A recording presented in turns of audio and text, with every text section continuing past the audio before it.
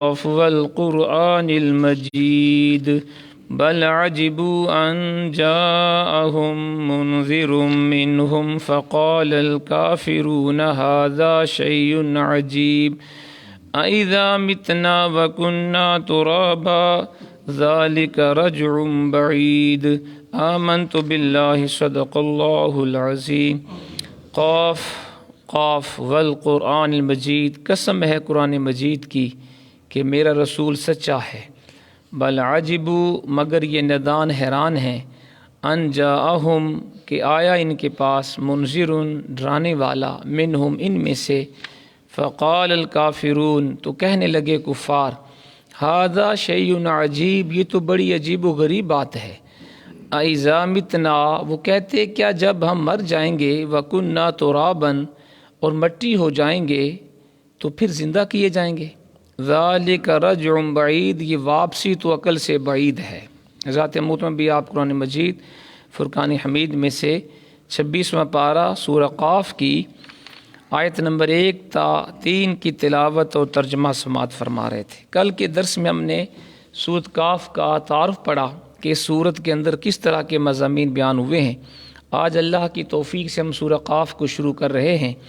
پہلی آیت میں فرمایا گیا قاف والقرآن المجید، قاف قسم ہے قرآن مجید کی کہ میرا رسول سچا ہے۔ قرآن پاک میں مختلف صورتوں کے شروع میں خاص طور پر یہ حروف مقطعات آتے ہیں، جیسے یہاں بھی قاف آیا، الف لام میم صاد، الف لام را، اس طرح کے الفاظ آتے ہیں، ان کو حروف مقطعات کہتے ہیں۔ ان کے معنی کیا ہیں، اس کے بارے میں علماء کے مختلف اقوال ہیں، لیکن جو صحیح قول وہ یہ ہے کہ سر بین اللہ و رسول، یہ وہ راز ہیں جو اللہ اس کے رسول کے درمیان ہے۔ حروف مقطعات کا یہ معنی ہے، اور بعض نے لکھا کہ اس کا معنی اللہ کریم ہی جانتا ہے، اور جس کو وہ بتا دے پھر وہ جانتا ہے۔ تو بعض علماء نے کہا یہ جو قاف ہے یہ اس صورت کا نام ہے۔ علامہ قرطبی رحمہ اللہ لکھتے ہیں یہ اللہ تعالیٰ کے ان اسماء حسنہ کی کنجی ہے قاف، جن کی ابتدا قاف سے ہے، جیسے القدیر، اللہ کریم کا صفات اس میں گرامی ہے، القدیر قدرت والا، القادر ہر شے کے اوپر قادر، القہار بڑا جبر و قہر والا۔ تو بعض علماء نے کہا یہ جو کاف ہے یہ اللہ کے ان اسماء حسنہ کی چابی ہے جو کاف سے شروع ہوتے ہیں، جیسے یہ میں نے بتایا۔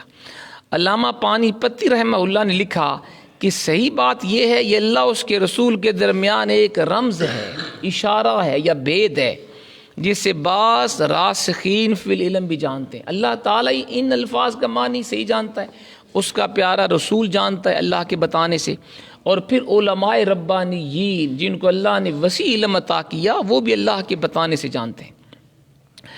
علامہ اسماعیل حقی رحمہ اللہ لکھتے ہیں یعنی اللہ تعالیٰ نے اپنے محبوب مکرم علیہ الصلاۃ والسلام کے دل کی قوت کی قسم کھائی ہے۔ اس آیت میں اللہ نے اپنے حبیب کے دل کی قوت کی قسم کھائی کہ عین حق کا مشاہدہ بھی کیا، حضور نے اللہ تعالیٰ کی ذات کا مشاہدہ بھی کیا، اپنے رب سے حضور نے گفتگو بھی فرمائی، لیکن موسیٰ کلیم اللہ کی طرح اللہ کریم کے نور کی تجلی سے حضور غش کھا کے گر نہیں پڑے۔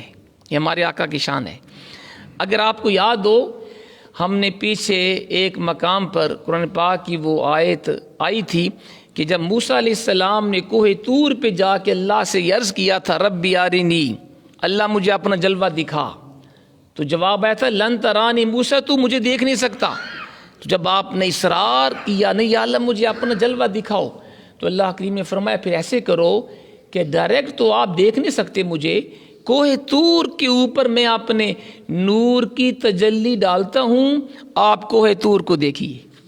تو موسیٰ علیہ السلام نے کوہ طور کو دیکھا، علماء نے لکھا اللہ کریم نے اپنے نور کے جلوے کی ایک ذرہ یعنی سوئی کے سوراخ کا بھی 17واں حصہ کم، سوئی کے سوراخ کا بھی 17واں حصہ کم اللہ نے اپنے نور کا جلوہ کوہ طور پہ ڈالا، موسیٰ علیہ السلام بے ہوش ہو گئے۔ اتنا رب کا جلوہ بھی برداشت نہ کر سکے، اور 70 بندے جو آپ کی قوم کے آپ کے ساتھ آئے تھے اللہ کو دیکھنے، وہ سارے موقع پہ ہلاک ہو گئے۔ ایک یہ ہے مقام، اور ایک معراج شریف کی رات، چونکہ یہ مہینہ بھی رجب شریف کا ہے نا، پتہ ہے آپ کو۔ معراج شریف کی رات اللہ کے پیارے حبیب نے سر کی آنکھوں سے اپنے رب کا دیدار کیا ہے، سر کی آنکھوں سے، اور حضور نے فرمایا رأیت ربی فی احسن صورت، میں نے اپنے رب کریم کو حسین و جمیل صورت میں دیکھا۔ اس لیے کسی عاشق نے کہا تھا فرق طالب و مطلوب میں دیکھے کوئی، قصہ طور و معراج سمجھے کوئی، کوئی بے ہوش جلووں میں گم ہے کوئی، کس کو دیکھا یہ موسیٰ سے پوچھے کوئی، آنکھ والوں کی ہمت پہ لاکھوں سلام۔ یہ ہمارے آقا کی شان ہے۔ تو علامہ اسماعیل حقی رحمہ اللہ نے لکھا ہے کہ یہ اللہ نے اپنے حبیب کے دل کی قسم کھائی ہے، دل کی قوت کی قسم کھائی ہے، کیونکہ حضور نے اپنے رب کی ذات کو بھی دیکھا اور اپنے پروردگار سے گفتگو بھی فرمائی، لیکن موسیٰ کی طرح بھی ہوش نہیں ہوئے۔ اور بعض کتب میں لکھا ہے کہ کاف سے مراد ایک پہاڑ ہے، کوہ کاف، جو ساری زمین کو گھیرے ہوئے۔ وہ پہاڑ زبرجد کا بنا ہوا ہے، آسمان کا نیلا ہونا اسی زبرجد کا عکس ہے، یہ بھی بعض نے لکھا۔ لیکن علامہ ابن کثیر جو بہت بڑے مفسر ہیں، مورخ ہیں، سیرت نگار بھی ہیں، آپ نے لکھا یہ اسرائیلی خرافات ہیں، اس طرح کی روایات اتھینٹک نہیں ہیں، جو مسلمانوں نے علماء اہل کتاب سے سنی اور بغیر تحقیق کے اپنی کتب میں لکھ دیں، لہٰذا یہ روایت قابل اعتبار نہیں ہے۔ تو اللہ کریم نے فرمایا قاف، قسم ہے قرآن مجید کی، میرا رسول سچا ہے، والقرآن المجید، قسم ہے قرآن پاک کی، میرا رسول سچا ہے۔ اللہ کریم قرآن پاک کی قسم اٹھا کے فرما رہا ہے کہ میرا حبیب سچا رسول ہے۔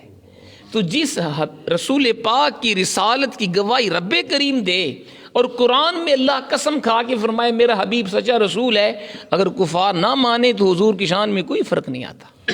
ٹھیک ہے جی۔ صاحب لسان العرب نے لکھا، جو کہ عربی لغتدان ہیں، کہ جب مجید قرآن کی صفت ہو، جیسے یہاں پہ ہے والقرآن مجید، تو اس کا معنی ہوتا ہے الرفیع العالی، عالی شان، بلند مرتبہ۔ تو قرآن سب سے عالی شان کتاب ہے، سب سے بلند رتبے والی کتاب ہے۔ علامہ راغب نے لکھا کہ قرآن پاک چونکہ دنیاوی اور اخروی اخلاقیات کو شامل ہے، اس میں دین و دنیا کی بلائیاں، سعادتیں، تمام برکات ہیں، اس لیے قرآن کو رب نے قرآن مجید فرمایا، بزرگی والی کتاب، سب سے بلند و بالا کتاب۔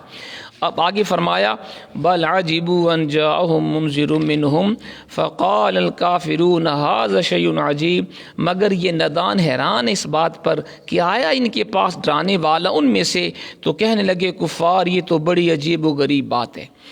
چاہیے تو یہ تھا کہ نبی پاک علیہ الصلاۃ والسلام کے تشریف لانے پر اہل عرب خدا کا شکر ادا کرتے کہ اللہ کریم نے ان کی ہدایت کے لیے ان میں سے ایک شان والا رسول بھیجا، چاہیے تو یہ تھا۔ اور اللہ نے مزید کرم یہ کیا کہ وہ اہل عرب میں سے اللہ نے اپنا رسول بھیجا، کیونکہ حضور عربی رسول ہیں۔ اچھا، اور حضور کی سیرت و کردار سے کفار مکہ قریش والے سب واقف تھے، لیکن یہ عجیب الٹی کھوپڑی کے لوگ ہیں، انہیں اگر اعتراض ہے حضور کی رسالت پر تو یہ ہے کہ اللہ نے ایسے آدمی کو منصب نبوت پہ فائز کیوں کیا جو ایک آدمی ہے۔ دیکھیے گا کفار کا اعتراض، وہ حضور کو اس لیے رسول نہیں مانتے تھے، کہتے جی ہم اس کو رسول کیسے مان لیں، اگر اللہ نے رسول بنا کے بھیجنا ہوتا کسی جن یا فرشتے کو رسول بنا کے بھیجتا۔ ذرا دیکھیے ان کی عقل، جن یا فرشتے کو اللہ رسول بنا کے بھیجتا، یہ تو ہماری طرح آدمی ہے، انسان ہے، اس کو رسول کیوں بنا کے بھیجا گیا؟ یا وہ کہتے اگر اللہ نے رسول بنا کے بھیجنا تھا تو ہمارے ہم وطن قوم میں سے یہ بندہ رسول نہ ہوتا، کسی اور قوم میں سے اللہ کسی کو رسول بنا کے بھیجتا۔ تو اللہ نے فرمایا کہ بدبختو، اگر جن یا فرشتہ رسول ہوتا تو مجھ سے فیض کیسے حاصل کرتے؟ کیونکہ یہ اصول ہے کہ جنس کی طرف مائل ہوتی ہے. انسانوں سے فیض حاصل کرتے ہیں. ہم میں سے کسی کے اندر قوت ہی نہیں ہے کہ وہ فرشتے کو اصلی شکل میں دیکھ سکے. کیوں جی؟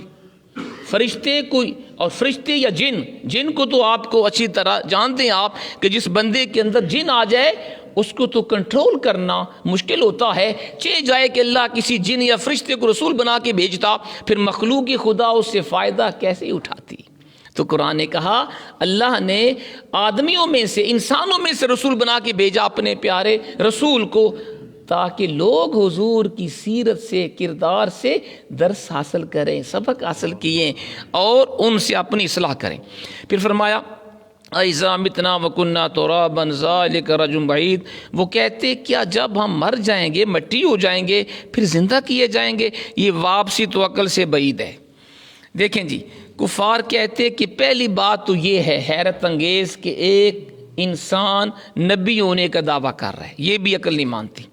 لیکن اس سے بھی زیادہ حیرت انگیز بات یہ ہے کہ یہ رسول ہمیں کہتا ہے ہم مرنے کے بعد ہمیں دوبارہ زندہ کیا جائے گا.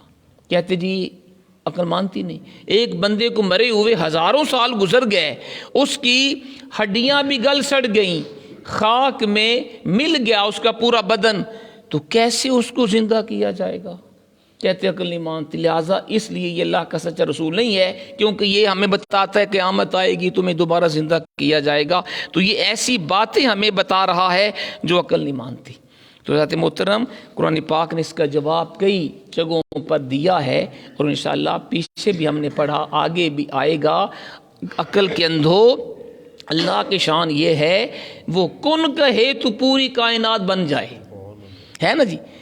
ایک قرآن کی آیت ہے انما امرہ اذا اراد شیئا ان یقول له کن فیکون.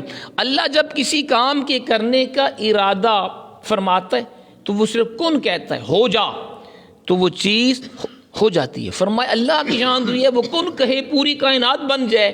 تو اللہ کے کہنے سے مردے قبروں سے دوبارہ زندہ کیوں نہیں کیے جا سکتے؟ جو رب کن کہے پوری کائنات بن جائے، اس کے حکم سے مردوں کا زندہ ہونا تو بہت آسان بات ہے. اللہ کریم عمل کی توفیق عطا فرمائے. الحمدللہ رب العالمین والعاقبۃ للمتقین والصلاۃ والسلام علی سید الانبیاء والمرسلین. ربنا آتنا فی الدنیا حسنۃ وفی الآخرۃ حسنۃ وقنا عذاب النار. یا رب العالمین ہم سب کے گناہوں کو معاف فرما، تمام بیماروں کو شفائے کاملہ عطا فرما. ہم سب کو قرآن و سنت پڑھنے سمجھنے اس پہ عمل کی توفیق عطا فرما.